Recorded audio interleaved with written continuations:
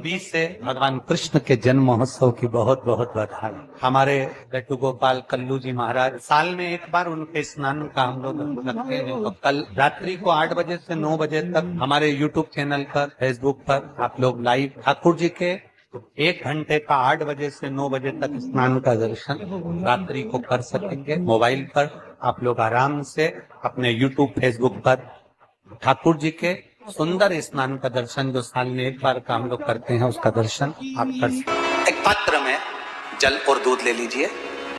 तो कहोगे गुरुजी ये कथा कहां से निकाल के लाए हो? तो विष्णु पुराण में से आप उसको स्मरण कर सकते हो। काय में से? विष्णु पुराण में से। एक पात्र में देसी गाय का दूध, जल उसमें रखकर, और आपके अगर लड्डू गोपाल हो, यदि आपके घर में ठाकुर जी हो, लड्डू गोपाल हो, विष्णु जी का कोई स्वरूप हो, श्री हरि का कोई स्वरूप हो, तो उस पर आप संध्या के समय पर दुर्वा डालकर उस दुर्वा से अगर लक्ष्मी जी के नामों का 108 बार उच्चारण कर कर, घी का दिया लगाकर, कैसर के चावल साथ में रखकर केवल उस जल का और दूध का मात्र छींटा देते हो, तो उसके घर में कभी लक्ष्मी की कमी नहीं आ सकती, संपदा बढ़ती चली जाती है। 108 बार लक्ष्मी के नाम का मात्र उच्चारण कर लेने पर, भगवान विष्णु के चरणारविंद पर, भगवान विष्णु के चरणों पर केवल उस दुर्वा का, जल का, दूध का सिंचन कर देने से भी लक्ष्मी की वृद्धि होती है।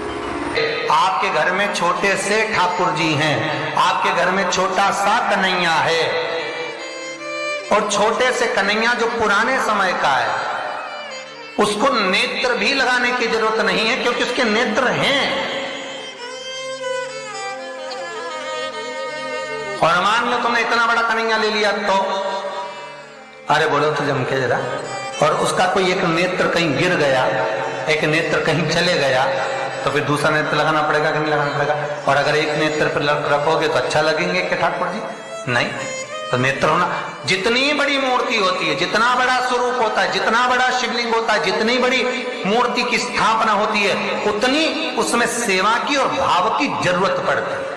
भगवान विष्णु ने जाते हुए शिव बाबा को देखा।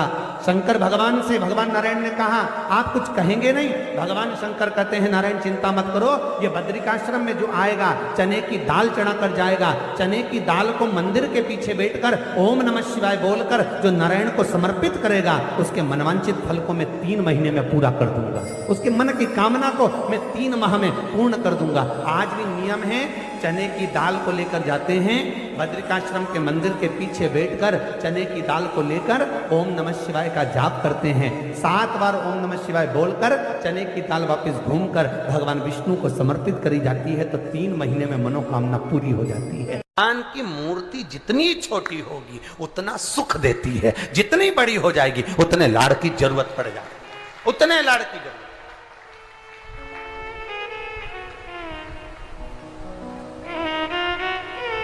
जितनी छोटी। अब आप कहोगे गुरुजी तुम इतनी बड़ी बड़ी बातें करते हो, तुम्हारे ठाकुर जी भी तो देखो कितने बड़े हैं। आपको मालूम होगा कि इंदौर में कथा थी, बहुत साल पहले, 20-1 साल पहले की बात होगी, 20-22 साल के पहले की। इंदौर के सेठ जिनके पास में ठाकुर जी थे, और उनके कोई गुरुजी, अब गुरुजी तो गुरुजी होते हैं, उन्होंने कह दिया इतनी बड़ी मूर्ति घर में नहीं होना चाहिए। अब उनको कह दिया कि इतनी बड़ी मूर्ति घर में नहीं होना चाहिए, तो वो इनको नर्मदा जी में विसर्जन के लिए लेकर जाने लगे या कहीं देने के लिए जाने लगे। वो हमारे यहाँ कथा में आए थे, तो वो अटैची लेकर आए थे, तो पूछ लिया हमने कि इस अटैची को आप कहाँ ले जा रहे हैं, क्या है इसमें? उन्होंने कहा इसमें लड्डू गोपाल हैं ठाकुर जी। हमने कहा कहाँ ले जा रहे हैं? हमारे गुरुजी ने कहा इतनी बड़ी मूर्ति घर में रहती है ना, तो तकलीफ होती है, इसलिए हम इनको नदी में, नर्मदा जी में छोड़ने के लिए या आश्रम पर किसी के यहाँ देने के लिए जा रहे हैं। तो हमने कह दिया लाडला है, कहाँ इसको नर्मदा के जल में आप छोड़ोगे, हमको दे दो, हमारे साथ कथा में चलता रहे, आनंद से श्रवण करता रहे, भक्ति करता रहे। और क्या लाडला है वो, उसका नाम हमने कल्लू रखा, हमारा कल्लुआ है, लाडला। जय हो। सोमवार की अष्टमी पड़ जाए क्या पड़ जाए सोमवार की? जम के बोलो जरा, अष्टमी। या तो सोमवार की अष्टमी पड़ जाए, या हर महीने शिवरात्रि आती है, हर महीने आती है, या तो सोमवार की अष्टमी पड़ जाए या फिर सोमवार की शिवरात्रि पड़ जाए, हर महीने आती है। प्रयास करना कहीं से देसी गाय का दूध मिल जाए, थोड़ा सा दूध देसी गाय का मिल जाए, थोड़ा सा दूध देसी गाय का, थोड़ा सा दूध अगर प्राप्त हो जाए, बेलपत्री के पत्ते से दूध कटोरी में लेकर, मात्र बेलपत्री के पत्ते से एक एक बूंद अगर दूध, आप एक बूंद अगर ज्यादा ना मिला हो, एक चम्मच भी अगर आपको दूध देसी गाय का मिल गया हो, और सोमवार की अष्टमी पड़ जाए या सोमवार की, जम के बोलो, शिवरात्रि पड़ जाए, उसमें केवल अगर देसी गाय का दूध मिल जाए, जर्सी गाय का नहीं हो, देसी गाय का अगर दूध मिल जाए, बेलपत्री के पत्ते से, तुम्हारे घर के अंदर अगर शिवलिंग है या मंदिर में शिवलिंग है या तुम्हारे नजदीक में कोई शिवलिंग है, उस पर बूंद बूंद, एक एक बूंद अगर शिवलिंग पर दूध समर्पित कर रहे हो, श्री शिवाय नमस्तुभ्यम, नमः शिवाय, या षडाक्षर मंत्र ओम नमः शिवाय, या 33 अक्षर का मंत्र महामृत्युंजय मंत्र, इसका स्मरण कर कर शिव जी पर देसी गाय का दूध समर्पित कर कर इस बेलपत्री को अशोक सुंदरी वाली जगह पर अगर आप समर्पित कर देते हैं, फिर आप जिस भी चीज के लिए अप्लाई करें, मेरा देवाधिदेव महादेव आपका हाथ पकड़कर खींचकर आगे बढ़ा ही दे।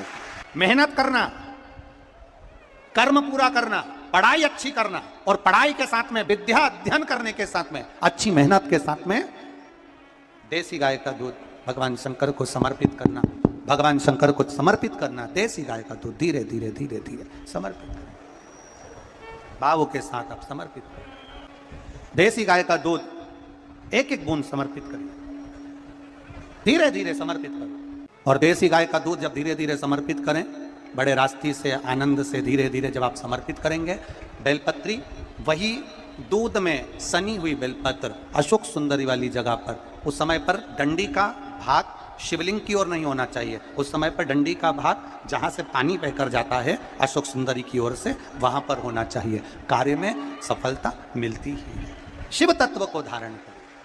सोमवार की अष्टमी का मतलब आपको इंदौर की कथा में बताया था, जिस दिन शंकर और पार्वती के मिलन का दिवस हो, और केवल एक माता पार्वती के अकेले मिलन का नहीं, 64 योगनियां तक भगवान शंकर से मिलने के लिए आती है। पीला चंदन लगा लेना। कितना लगाना है? बीच वाला जो पत्ता है उस पर पीला चंदन। जब आपको लगे कि मेरा जीवन बहुत कष्टमय है, अब ये रोग, अब ये कष्ट दूर ही नहीं हो रहा, अब ये आए दिन तकलीफ पर तकलीफ बढ़ती जा रही है, आए दिन रोग, बीमारी, पैसा घर में बच नहीं रहा, बहुत कष्टमय जीवन है, इसमें लगाओ पीला चंदन बेलपत्री की बीज पत्ती पर। महाराज, और बीज पत्ती पर जब चंदन लग जाए, लगने के बाद में ये दोनों पत्ती पर लाल चंदन लगा लीजिए। इन दोनों पत्ती के बीच में जो डंडी का भाग होता है, आपको कहा था, आपको स्मरण में होगा शायद, हमने जब बेलपत्री की महत्वता बताई थी तो उस बेलपत्री की महत्वता में कहा था ब्रह्मा विष्णु महेश ये 3 हैं, बोला था। बीच में ये बड़ी पत्ती से लेकर जो 2 पत्तियां होती हैं, इनके बीच में जो जगह बचती है, इसमें मां पार्वती के 64 योगनियां, मां पार्वती अपनी पूर्ण सिद्धि के साथ में जितनी भी देवी के स्वरूप हैं, वो माता 64 योगनियां देवी के स्वरूप में यहां पर विराजमान होती हैं। 2 पत्ती के नीचे से जो डंडी होती है नीचे तक, ये पूरी डंडी में 33 कोटि देवी देवताओं विराजमान होते हैं इस पूरी डंडी के अंदर। तो ये बीच वाली पत्ती है, ये जो बीच वाली पत्ती का जो भाग होता है, इस पत्ती के भाग में शहद का प्रयोग कर कर, यहां पीला चंदन, लाल चंदन, शहद का प्रयोग कर कर, इसी तरह से पकड़कर ये बेलपत्री की जो डंडी है वो अशोक सुंदरी पर जब आप समर्पित करें, तो जहां से जल बहता है उस ओर पर इस पत्ती को चढ़ाकर केवल आपके हृदय की बात कहकर देवाधिदेव महादेव से कोई भी शिव जी का मंत्र, पंचाक्षर नमः शिवाय, षडाक्षर ओम नमः शिवाय, श्री शिवाय नमस्तुभ्यम, या महामृत्युंजय मंत्र, जो शिव का मंत्र हो आपके पास में, उसको बोलते हुए देवाधिदेव महादेव को धीरे धीरे जल की धार चढ़ाना प्रारंभ करो।